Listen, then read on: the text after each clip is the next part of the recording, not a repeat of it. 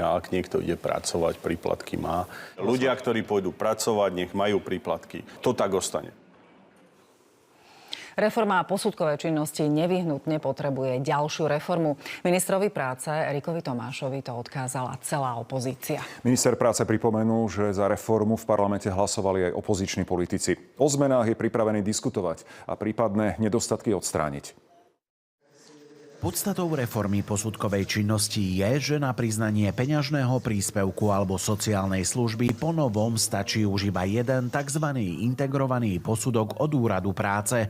Po pol roku od jej zavedenia opozícia ukazuje na nedostatky. Najčastejšie problémy sú znižovanie stupňa odkázanosti, ďalšie zrušenie možnosti vyplaty príspevkov spätne. Poslankyňa Národnej rady poukazuje na to, že žiadosť o sociálnu službu alebo opatrovateľský príspevok možno podať až s integrovaným posudkom. Jeho vypracovanie pritom trvá 60, respektíve 120 dní, no v praxi podľa nej aj dlhšie.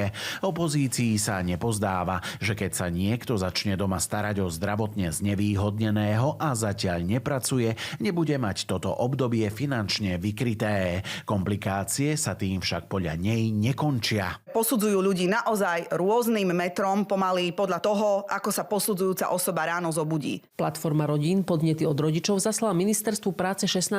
marca. Súvisia s pridelením nižšej úrovne odkázanosti, s nejednotnými inštrukciami pre klientov od úradov práce a nejasnými pravidlami posudzovania.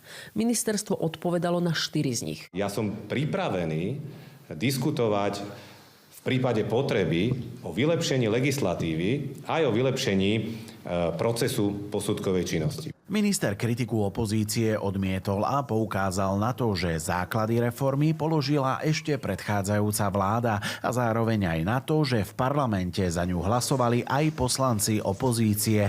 Erik Tomáš tiež nesúhlasí s dehonestáciou práce posudkových lekárov a ani s tým, že sa vydávanie posudkov predlžuje. Úrad práce ich vydal zatiaľ asi 44 000. Z tých prípadov, ktoré už boli posúdené, bolo 99% vybavených v rámci zákonnej lehoty a len 38 spisov bolo po lehote. Podľa ministra každá nová reforma môže mať aj nedostatky, ktoré treba preveriť a ubezpečuje, že to tak aj urobí. Zároveň avizuje, že už v pondelok má stretnutie s komisárkou pre osoby so zdravotným postihnutím, s ktorou mieni o tejto téme diskutovať. Radoslav Šebo, Slovenská televízia.